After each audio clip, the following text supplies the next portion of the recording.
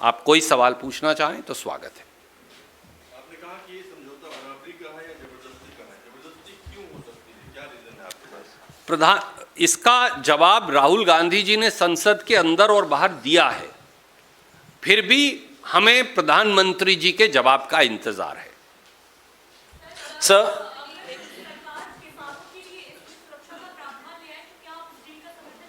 देखिए, बराबरी, परस्पर सम्मान और लोकहित में किया गया कोई व्यापार समझौता वो सही है, करें, क्यों नहीं।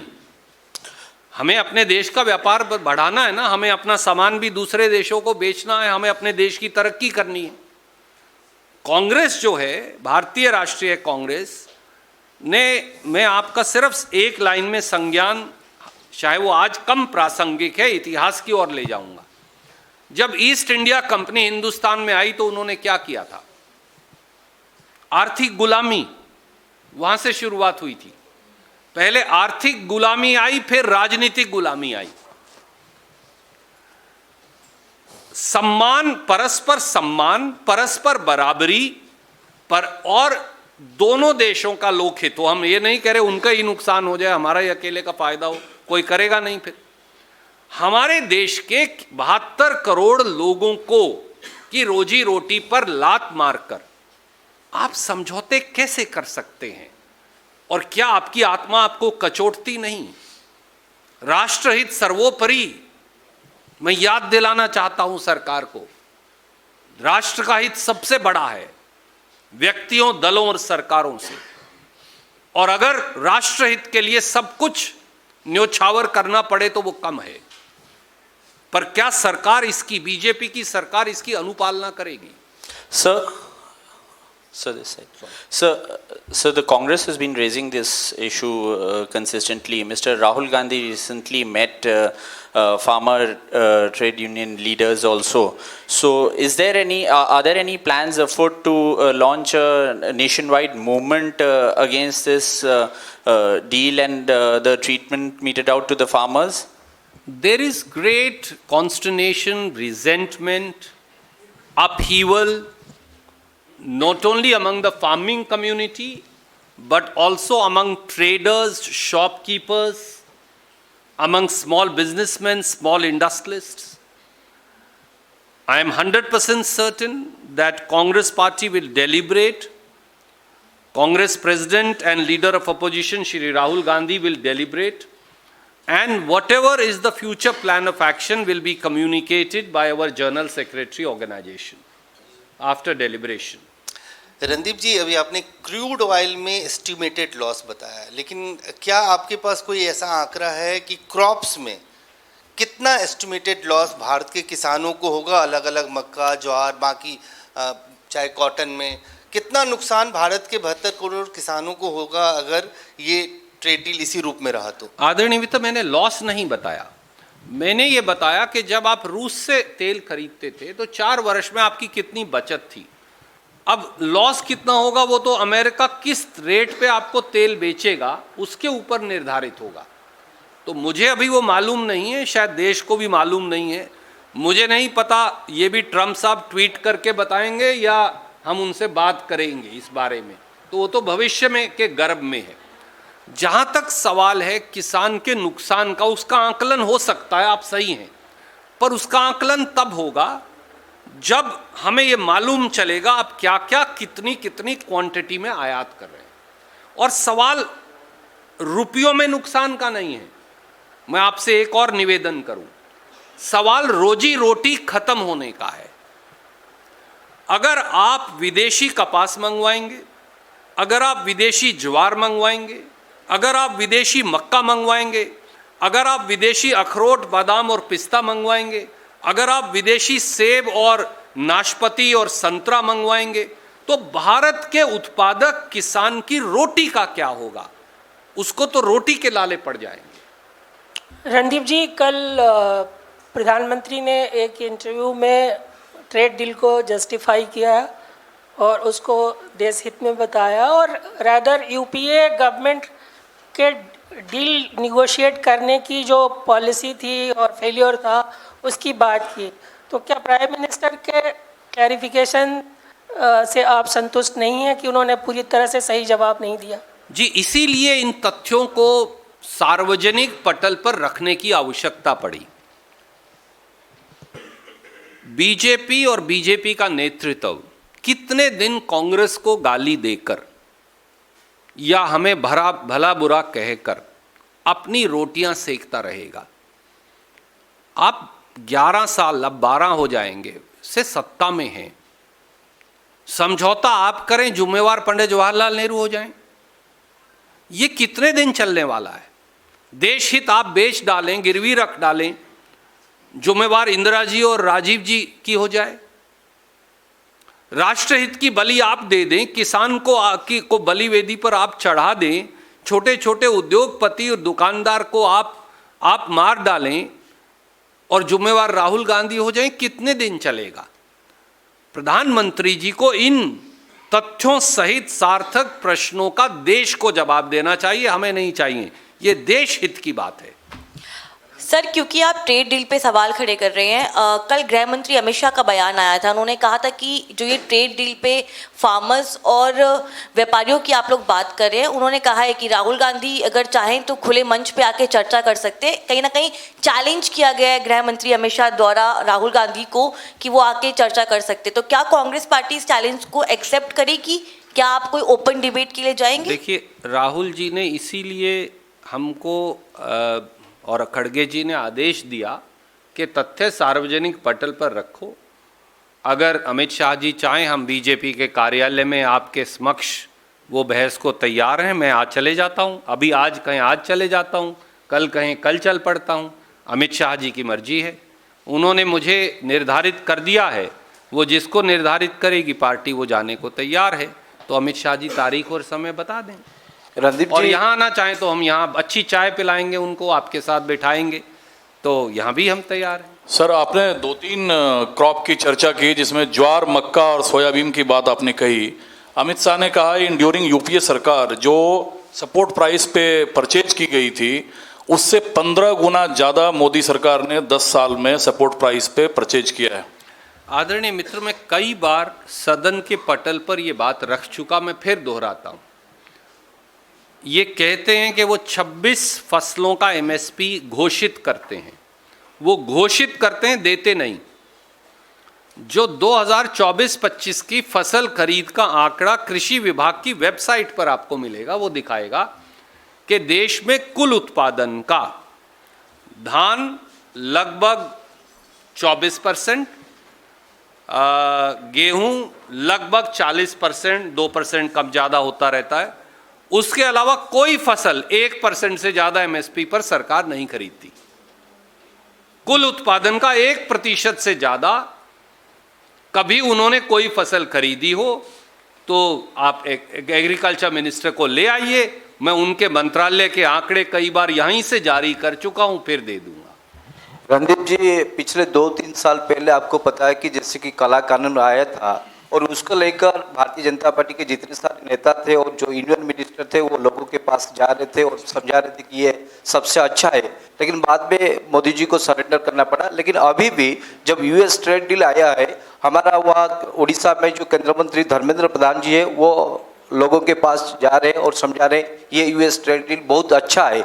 और इसके आगे कांग्रेस जब स्ट्रैटेजी अभी तक नहीं बना रही है, तो आपको क्या लग रहा है, जो किसान लोग हैं, जो जागरूक होना, जो जिसको रिएक्शन रखना चाहिए, वो अभी तक सामने नहीं आ रहे, तो आप इसको कैसे देख रहे हैं सर? आदरणीय मित्र, किसान और खेत मजदूर जो हल की मूठ पकड़कर पेट और पीठ से इस देश का पेट पालता है एक करके, वो जागृत है। केवल दिल्ली की सरकारें उसको कभी कभी हमें अनपढ़ बोल देती हैं, कभी जाहिल बोल देते हैं, कभी ये भी कह देते हैं प्रधानमंत्री मेरे लिए मरे क्या जब 700 किसान मरते हैं तो। पर किसान और खेत मजदूर को जिस दिन आप कम आंकेंगे, वो दिल्ली की सरकार की सत्ता की चूलें उखाड़कर फेंक देता है। इसलिए उसे कम आंकना बेवकूफी के सिवाय कुछ नहीं है। Sir, I have two questions. One is that you are seeking reply on the part of the Government of India. Various statements have been given, either it's about S. Jaishankar or Piyush Goyal. Even S. Jaishankar has also made it clear that India is in a position to take independent decisions despite of the fact if anything is not going to like it. So are you not satisfied with the way in which these statements are coming in on their part? Second question, sir. Can I answer one? Because आप हरियाणा के व्यक्ति से दो सवाल इकट्ठे पूछेंगे तो वो भूल जाएगा. मैंने कई बार आपको बताया, एक ही पूछते हैं, फिर दूसरा पूछ लीजिए उसके बाद. I have sadly a foreign minister when asked about US India trade deal said this belongs to another department. When my foreign minister has no idea, comprehension, understanding, depth, knowledge of the US India trade deal, then how do I expect me to be satisfied with his answer? Making a generic statement when asked specifically, it is the same Mr. Jaishankar who said, it doesn't belong to my department, please ask another minister. Second question. Sir, it's about another issue. Sir, your leader, Mr. Manishankar Iyer, has given a statement. Let me finish Sir, he has my press targeted conference, this Congress. subject, and then I will take. Randeep ji, I have a question here at the Yes. back, Aditi. See, this concern has been raised by you and your party for many days, and for many days statements have come, written statements by the Commerce Secretary as well as the Commerce Minister. I am reading verbatim from the statement. What they've said is, our opening has been carefully calibrated. All sensitive items which include GM foods, which you mentioned, plus also soya meal, maize and makka, have been given no duty concession. And the third thing they've said is, this is a statement from the Commerce Ministry, millets like jowar, bajra, ragi, kodo, amaranth have not been given any duty concession. The sensitive sectors where India is self-sufficient have been closed, have remained closed, and they are basically arguing that only sectors in the agricultural segment where we are already importing, for instance, cotton, they are saying normal cotton has not been opened, only extra long staple cotton has been opened. And that they are saying the production in the country is low. So they are making a nuanced distinction. Will you take that on board? Because you have mentioned certain segments which the Commerce Ministry is saying are closed. BJP government and its Commerce Minister is suffering from selective amnesia and is misleading out of political dishonesty in order to dupe and deceive public at large and farmers in particular. You raise three facets, and let me just point out one by one. The agreement is in front of us, which is the written word. They are saying they have not permitted import of jowar. And the agreement says India will eliminate tariffs on red sorghum, lal jowar. Is the minister lying, or is the agreement a fake one or a false one? Number two, they speak about not permitting genetically modified crops into India. I will be, and the Congress party will be happiest at that. But when you are permitting American sorghum, jowar to come in, when you are permitting American makka, maize to come in through DDG, will they not be carrying, all of it is, or is America certifying that whatever they will send is non-GM, because everything is GM in America. All American maize, all American jowar is GM, genetically modified. Once it comes in, how will it not be an import? I am going to import this phone into India, but I will not import the phone into India, you are saying. Presume it is not imported. How? Phone already has something inside it. Maize already is genetically modified, jowar is already genetically modified, apple, pear is already genetically modified. If it is already genetically modified, will it not corrupt my seed lineage as also my diversity of my original seeds? That's my simple question, to which minister has no answer. Randeep ji, Samyukt Kisan मोर्चा ने जो है state deal को कहा है कि यह पूर्ण रूप से भारत सरकार का समर्पण है, और जिस तरह से आपने नॉन ट्रेड बैरियर की बात कही, उन लोगों ने भी कहा कि हमारी खरीद प्रणाली, एमएसपी और बोनस नीतियों पर आगे अमेरिका दबाव बनाएगा। जी, मैं किसान मोर्चा की इस बात से संपूर्णतः सहमत हूं। अच्छा, सुरजेवाला जी, इधर मैं पूनम अमर उजाला से मैं ये पूछना चाहती हूँ, देश में करीब 94,000 के करीब हमारे अपने बीज हैं, तो जब ये जीएम फसलों को लाने की बात कर रहे हैं तो उन बीजों का भी रास्ता खुल रहा है, तो इसे आप किस तरह से देखते हैं? क्योंकि आप खुद भी किसान हैं, तो उसको लेकर भी कांग्रेस कुछ प्रयास करेगी, क्योंकि ये बहुत सेंसिटिव इशू है। इस चिंता के साथ अपने आप को जोड़ते हुए और लगभग जो बहुत सारे जो हमारे बीज वैज्ञानिक, कृषि वैज्ञानिकों से चर्चा में मैं ये कह सकता हूं कि 2 लाख के करीब बीज प्रजातियां भारत के मूल की हैं। 94,000 के संरक्षित है, पर 2 लाख से अधिक हैं वो। उन सब पर खतरा मंडरा रहा है। हमारी जब एक निर्धारित नीति है कि हम जेनेटिकली मॉडिफाइड क्रॉप्स परमिट नहीं करेंगे, तो क्या आप चोर दरवाजे से या पिछले दरवाजे से इस समझौते की आड़ में अमेरिकी जेनेटिकली मॉडिफाइड क्रॉप्स मंगवाने वाले हैं? और अगर ऐसा होगा तो ब्राजील की को कौन रोकेगा या दूसरे मुल्कों का कौन रोकेगा? क्योंकि हम तो किसी देश, दुनिया के देश से जीएम क्रॉप्स नहीं आने देते। The prime minister needs to answer. Sir 2022 sir, Randeep sir, I can't see, इधर सर 2029 या उसके पहले अगर आप लोगों को मौका मिलता है सरकार में आने का, क्या आप लोग रिव्यू करेंगे ये जो ट्रेड एग्रीमेंट की रूपरेखा सामने आई है, या आगे उसके फाइन प्रिंट्स आएंगे? तो क्या ये रिव्यू किया जाएगा और रिवोक किया जाएगा? राष्ट्रहित सर्वोपरि।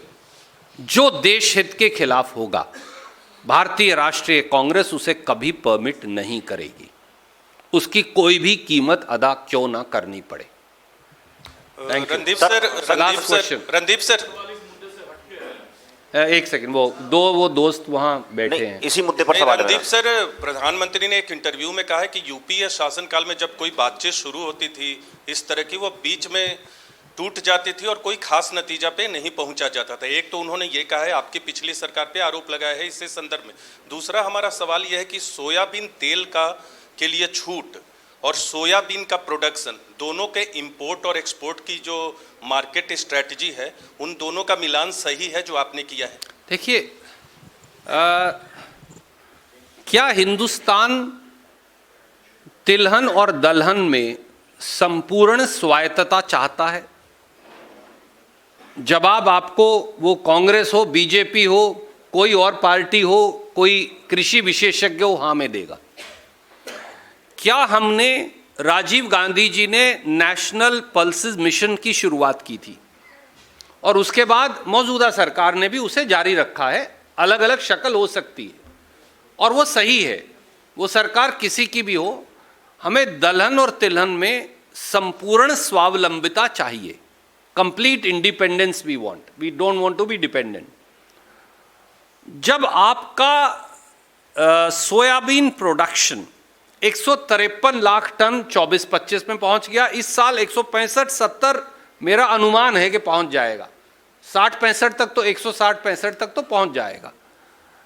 ऐसे में वो ज्वार हो, मक्का हो, सोयाबीन हो, सेब हो, बादाम हो, अखरोट हो, पिस्ता हो, नाशपाती हो, संतरा हो, कपास हो या कोई और फसल हो, आपके किसान पर आयात का क्या प्रतिकूल प्रभाव पड़ेगा, इसका आंकलन किसी भी समझौते से पहले जरूरी है।